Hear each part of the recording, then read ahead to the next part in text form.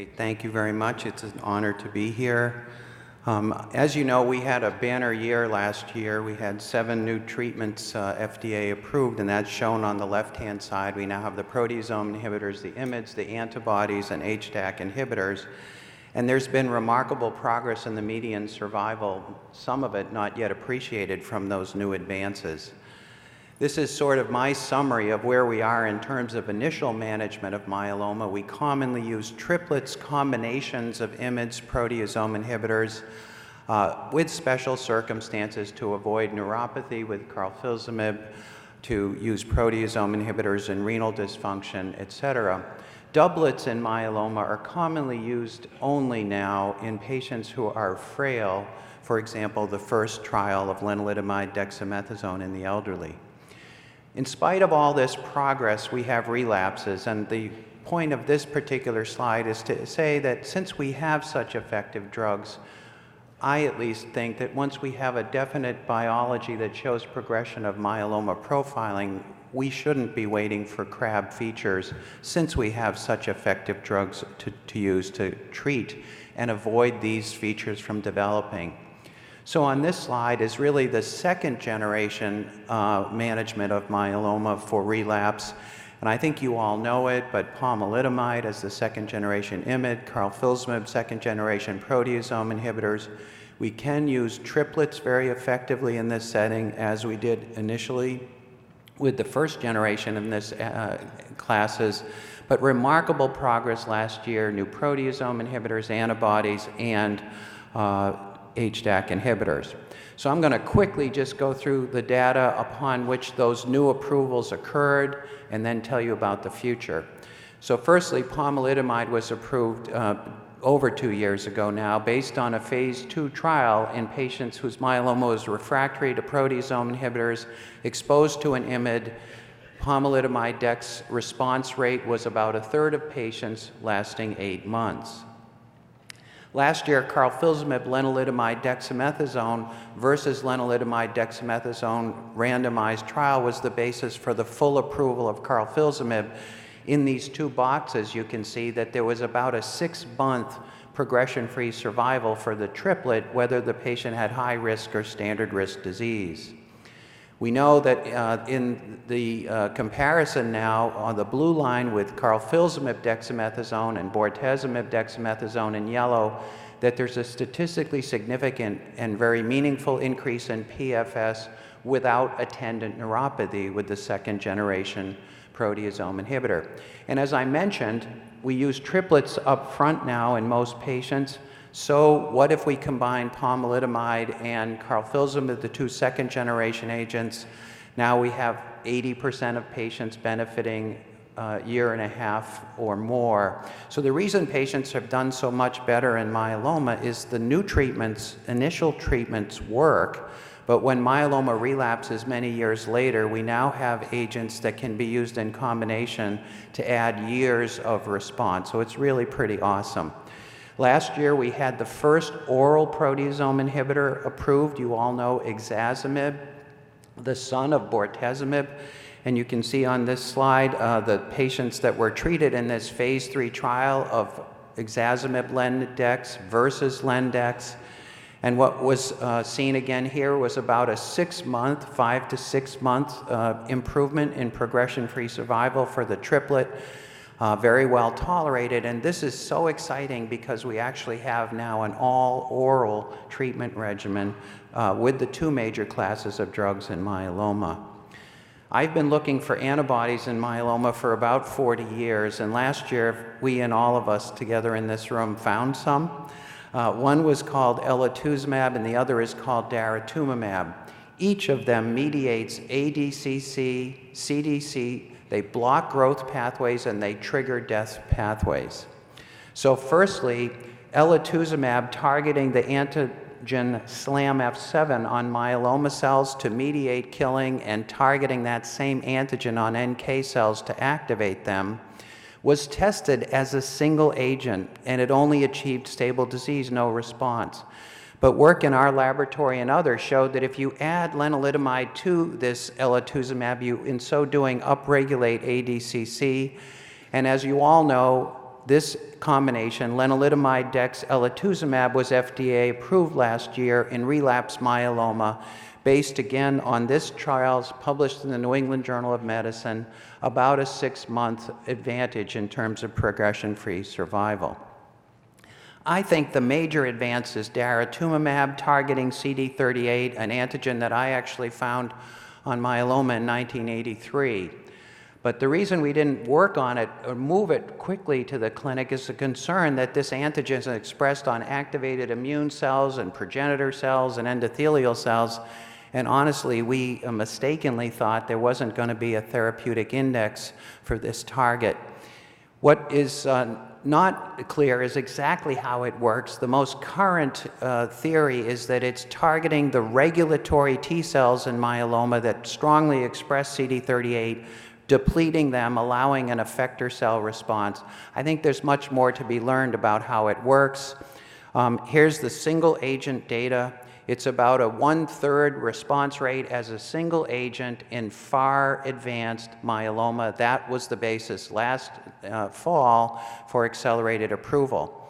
Again, in our laboratory and elsewhere, lenalidomide added to this antibody activated it and increased its activity.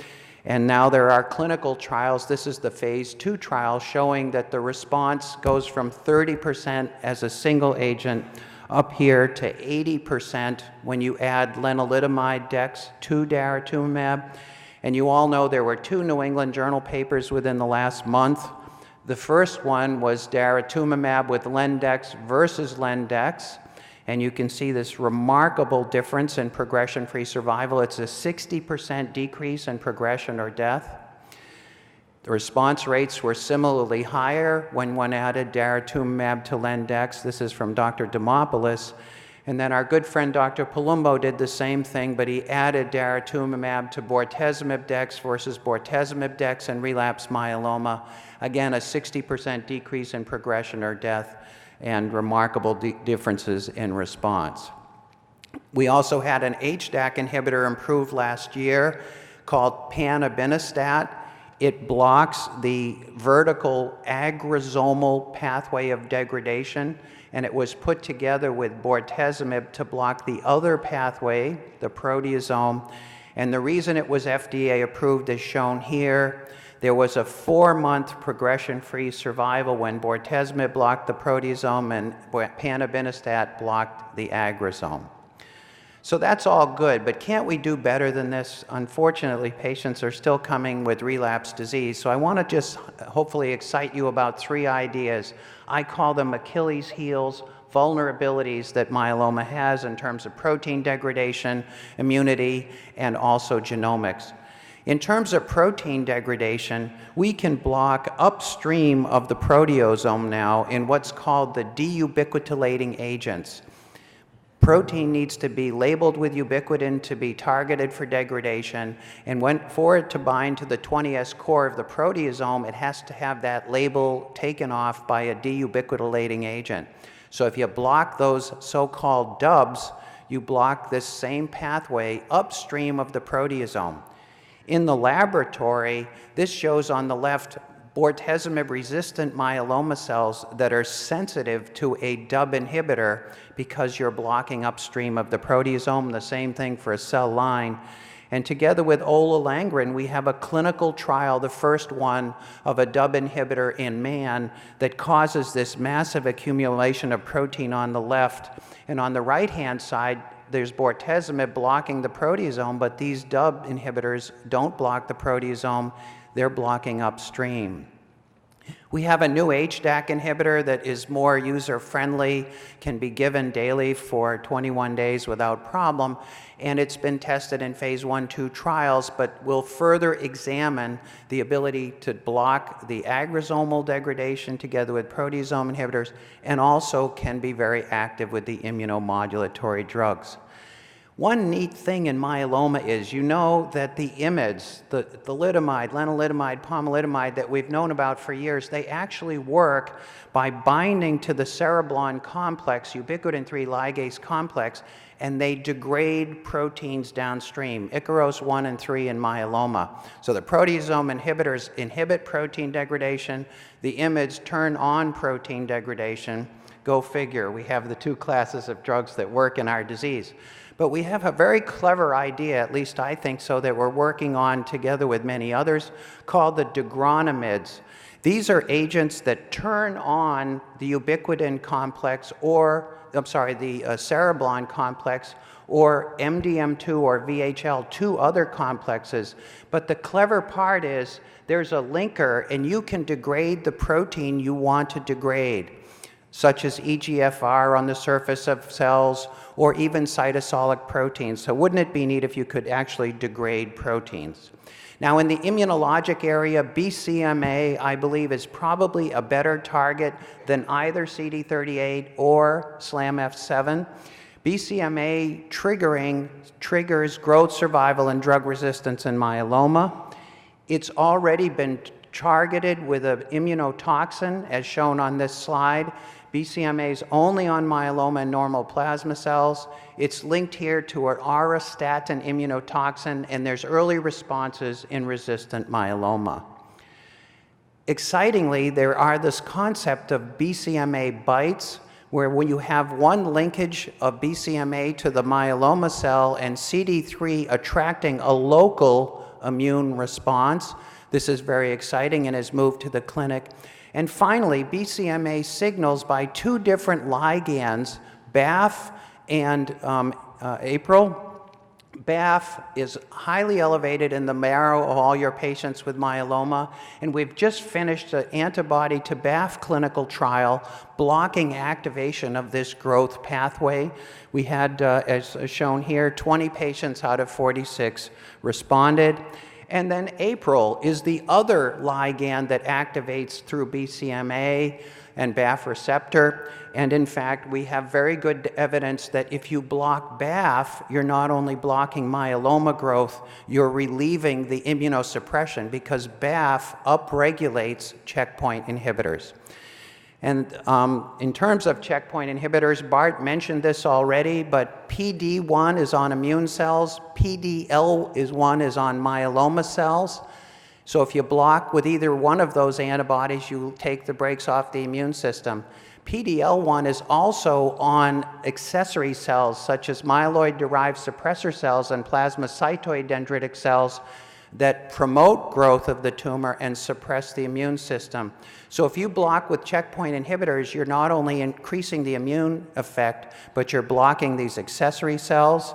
This shows that in patient cells on the y-axis, patient cells with patient immune cells, if you add in PD-1 or PD-L1, there are T cells and NK cells that will kill the patient's own cancer. That's really important. If they want to do the right thing, if we can just give them checkpoint inhibitors.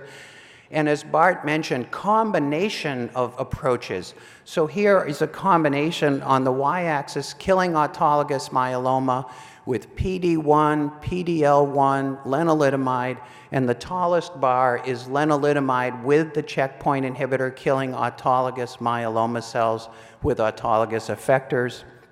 And what has been mentioned previously, Jesus San Miguel and others have translated this to the clinic.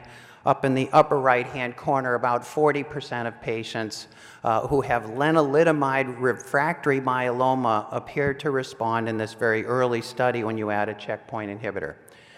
A couple other quick points in closing here. We have our HDAC inhibitor, which they actually have immune effects by upregulating HLA and antigens on the target like CD38 and by upregulating the immune effector cells. Excitingly, it looks like they might actually convert it to a memory response as well. And finally, CAR T cells in terms of the immune area. CD19 has been employed, but honestly, BCMA is probably the better target. This is a patient of mine that got the CD19 CAR therapy after she relapsed with her multiple myeloma. that actually worked for about 1 year. So the Achilles heels are the protein degradation and then new approaches at immunity with antibodies, checkpoint inhibitors, HDAC inhibitors, and CAR T cells. I just want to finish with a little bit about precision medicine, if you will, in myeloma.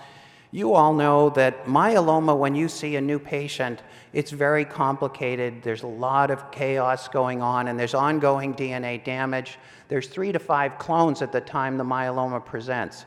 In the upper left-hand corner, when that myeloma comes back, it can be the same clone. Or in the upper right-hand corner, when that myeloma comes back, it can have a subclone. Or in the middle, it could have presented with 1 clone and 2 subclones, one of which became predominant. And in the middle right, it could be that the patient actually lost 1 subclone and a new subclone came up. So what are we going to do about this in myeloma? You heard about venetoclax previously in terms of the 11-14 translocation myeloma. Maybe that's going to be our first precision medicine, but I just want to finish with a couple of thoughts. I think in myeloma, we can try, and we are trying to treat the abnormality, but what about treating the biologic consequences of this genetic abnormality? Here's one example. In multiple myeloma patients, there are a subset of lymphoma, leukemia, and myeloma that lack something called YAP1. What is YAP1? Well, myeloma cells have all of this gene damage going on, but they don't die. They activate a DNA damage response on the left-hand side, but underneath that red X is YAP1, and so the circuit for death is missing. It turns out you can turn on that circuit by blocking a kinase called STK4, and if you do that, you can move to the right-hand side of this slide, and these cells that have all the gene damage die like they should. So it's not treating the fundamental abnormality, it's allowing death to occur that should otherwise naturally do so. The second example is MYC amplification myeloma. Some patients with myeloma have huge amplification of MYC and a terrible prognosis. What does that do to the cells? Well, it gives them huge amounts of replicative stress. They're multiplying quite amazingly. So we can block the replicative stress now with an oral ATR inhibitor. And on the right-hand side, they have all this oxidative stress, so we can give drugs like Bortezomib to increase. To put it in plain English, we can make it impossible for them to deal with all of the stress that's a consequence of the MYC amplification. And when we do that, the patient's cells die, and we have clinical trials coming based on that premise. And finally, this is another one, that epigenetics is coming to myeloma therapy and therapy of cancer more generally. There is a demethylase called KDM3A that's guilty in cancer, myeloma, but many others. Why is this important? Because when this is active, it takes the methyl groups off of gene promoters, like really important promoters in myeloma like IRF4, for example. So if you inhibit KDM3, you restore methylation, and as shown on this particular slide, you suppress transcription of some of these very important factors in myeloma. So what I've tried to do is tell you what happened last year in terms of the basis for it, but at the bottom of this slide, try to get you excited about Achilles heels, targeting the vulnerabilities, protein degradation, immune therapies, and targeting the consequences of gene abnormalities. I honestly think that's going to make things even better by next year. And I just would finish with my team that you know called the United Nations Against Myeloma. Thanks so much.